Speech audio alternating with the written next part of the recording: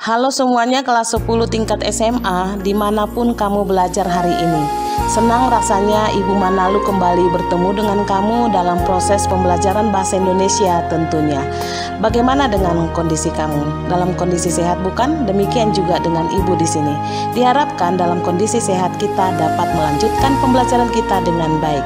Oh ya, kompetensi kita hari ini adalah membandingkan nilai-nilai dan kebahasaan hikayat dan cerpen. Tonton terus video ini, simak penjelasan Ibu.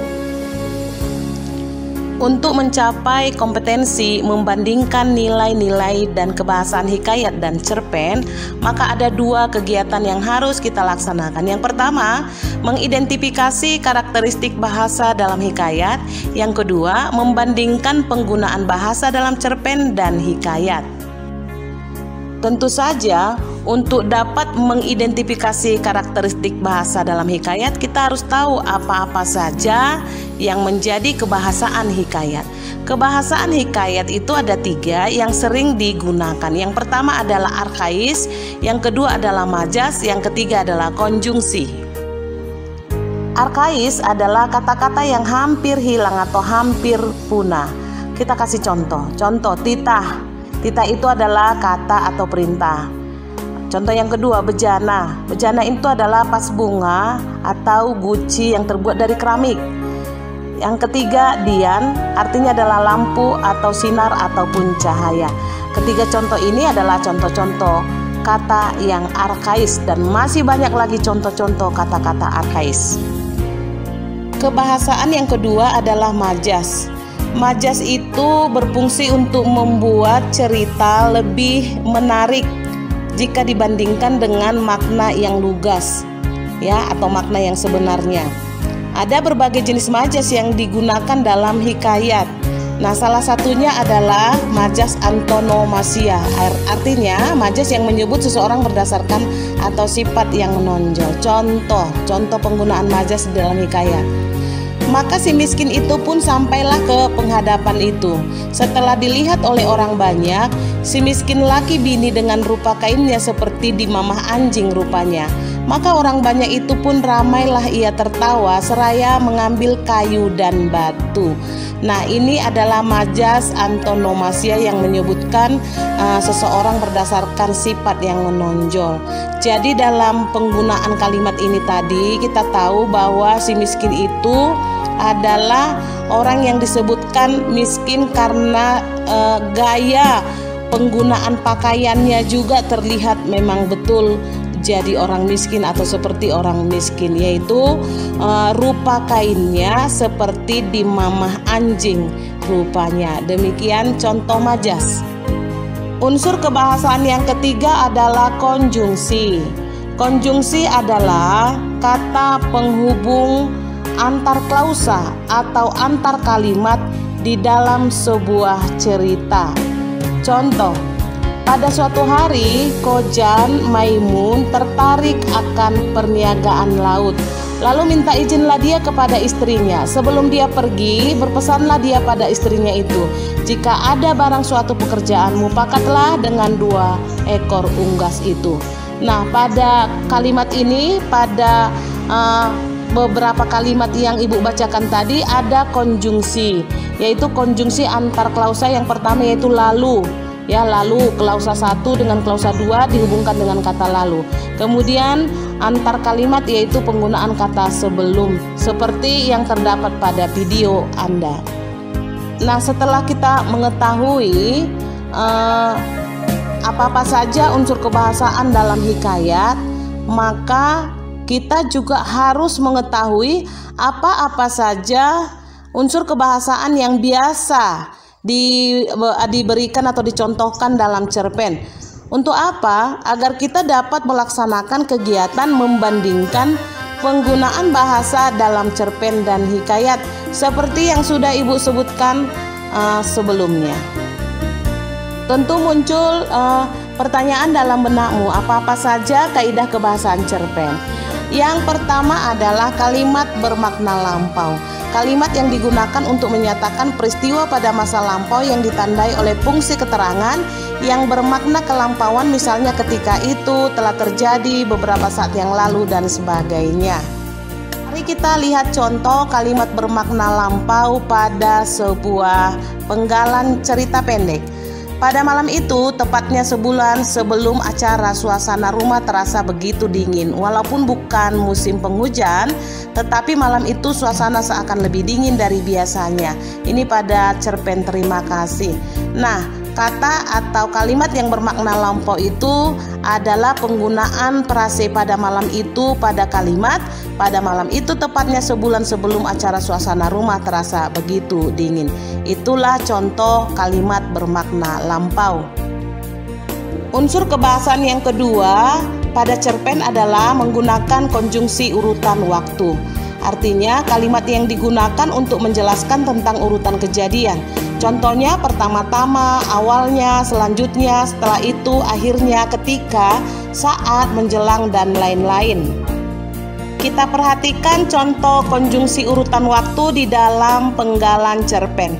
Ketika aku sedang dalam perjalanan ke rumah temanku, samar-samar aku melihat dompet berwarna hitam di samping jalan, tepatnya di trotoar. Ini pada cerpen Menemukan Dompet. Konjungsi yang digunakan adalah konjungsi urutan waktu, yaitu dengan kata ketika.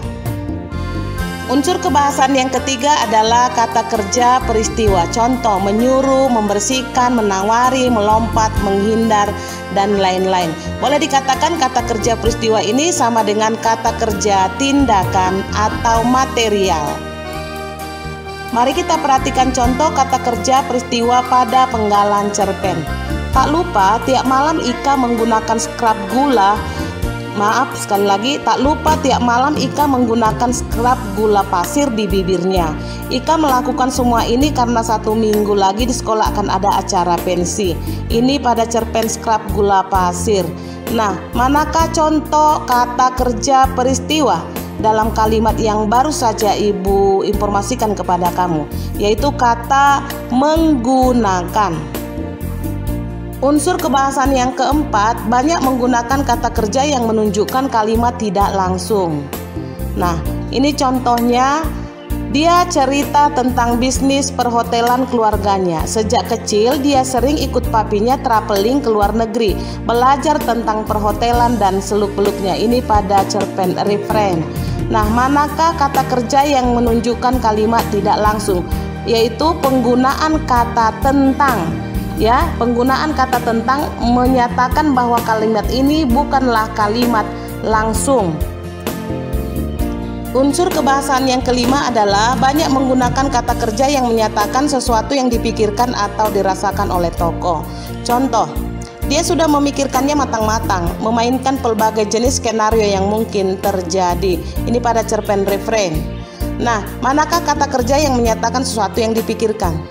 Nah, tentu saja pada kalimat itu ada kata kerja memikirkannya matang-matang. Itu adalah kata kerja yang menyatakan sesuatu yang dipikirkan.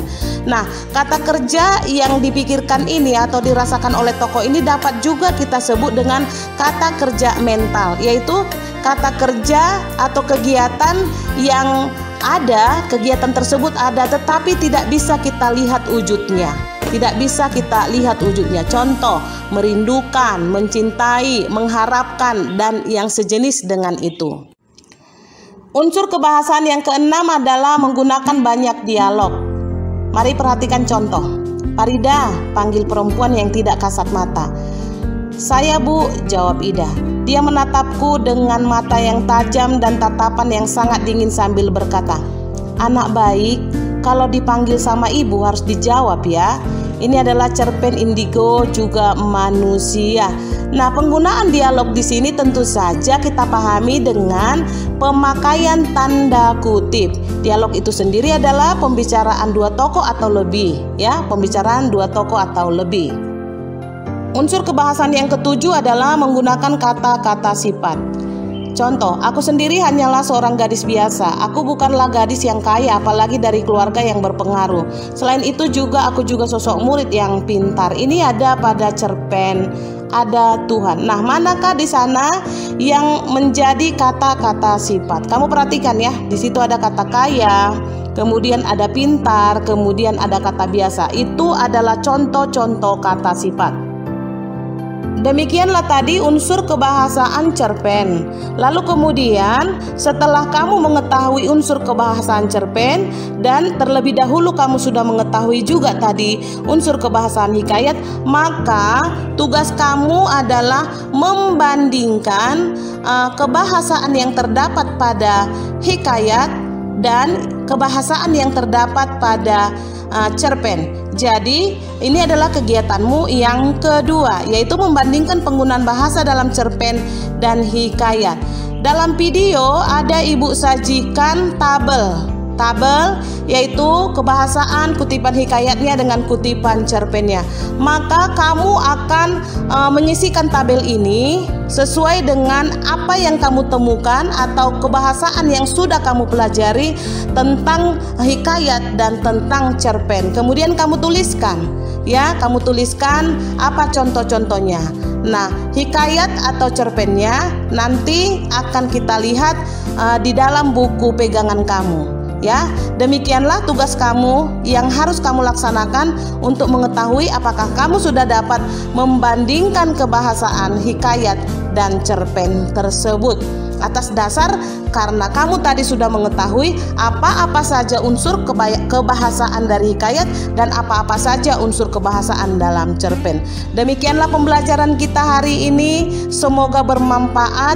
Ibu harap kamu dapat menyelesaikan tugas-tugas kamu yang ibu berikan, baik secara terstruktur ataupun baik yang secara mandiri, agar kita bisa melihat kualitas dan mengevaluasi diri kita sendiri, apakah kita sudah mampu sesuai dengan kompetensi yang akan kita capai tadi, yaitu bahwa kita dapat membandingkan nilai-nilai dan kebahasaan hikayat dan cerpen. Demikianlah pembelajaran kita hari ini. Sampai jumpa pada kompetensi yang berbeda.